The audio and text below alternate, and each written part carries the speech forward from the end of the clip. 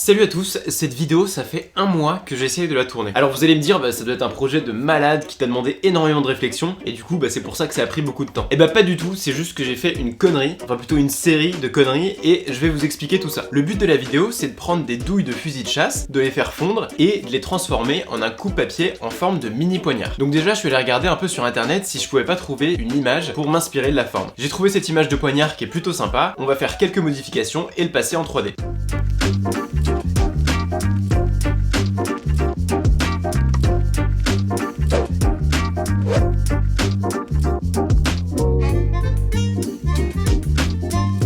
Maintenant on l'imprime avec de la résine pour que ce soit le plus précis possible.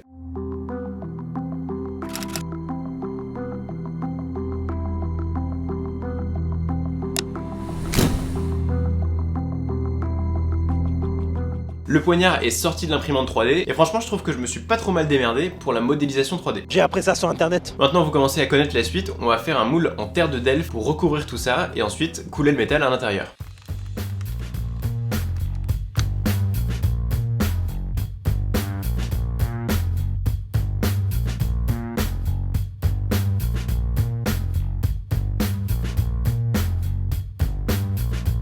Waouh.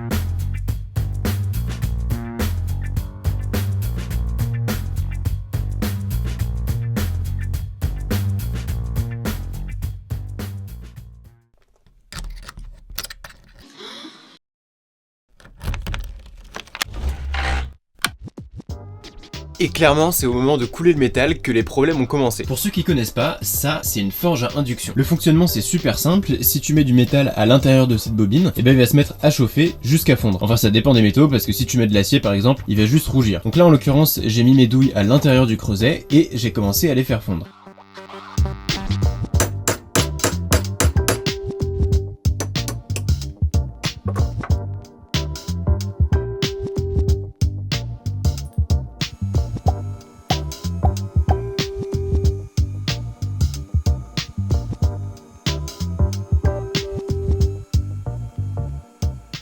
Sauf que j'ai oublié le principal, c'est-à-dire allumer ce bouton. On a l'impression que c'est rien mais c'est vraiment essentiel. En gros la bobine ne doit pas chauffer du tout, c'est uniquement le métal à l'intérieur, mais comme il est très chaud, ça a tendance à la faire chauffer quand même. Pour remédier à ça, il y a un truc très pratique, c'est un réservoir avec une pompe, et comme ça l'eau passe à l'intérieur de la bobine qui est en fait un tuyau et ça la refroidit. Donc vous l'aurez compris, j'ai oublié d'allumer le bouton qui allume la pompe, qui refroidit la bobine, et du coup évidemment la bobine a cramé.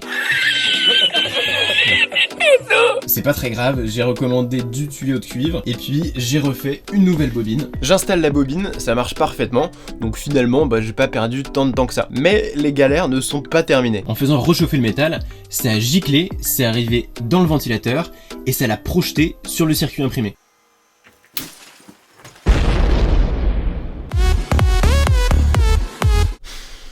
Coup dur. C'est pas que j'en ai marre, mais je suis un peu fatigué.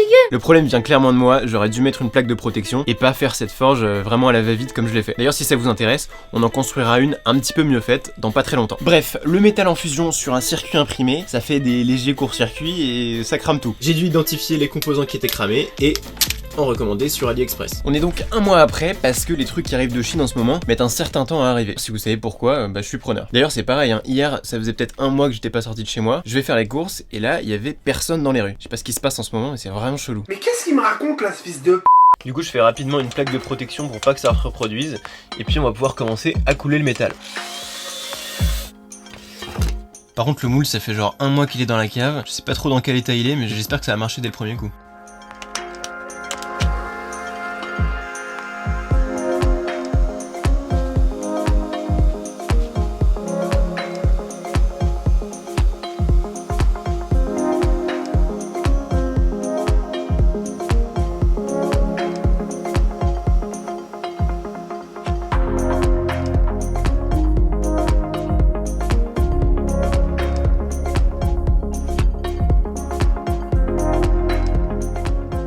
Je suis tellement content du résultat, donc ça c'est celui en métal et ça c'est celui en résine. Évidemment les trous sont pas passés, mais ça je le savais parce qu'ils étaient un peu trop petits. Et surtout on a eu quelques débordements. Ça c'est parce que l'armature étant faite en plastique, elle a un peu fondu et du coup elle s'est séparée très légèrement. C'est pas un drame, on a juste à passer un coup de ponçage, un coup de polissage et on aura un truc parfait.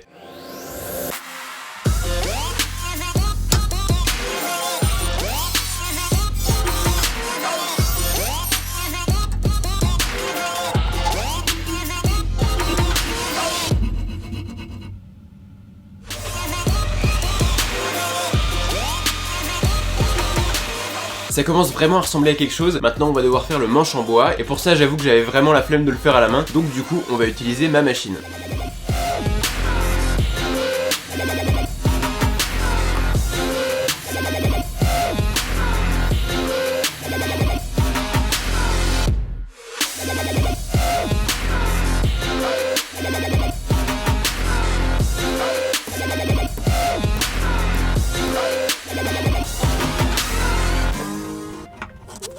Voilà, le coupe-papier est terminé, je suis grave content du résultat. Si on arrive à atteindre les 100 000 likes sur cette vidéo, je vous fais une forge à induction 2 fois plus puissante que celle-là. Donc défoncez-moi cette barre de like, c'est largement possible vu les stats des dernières vidéos. On se retrouve très bientôt pour une prochaine vidéo. Allez, salut!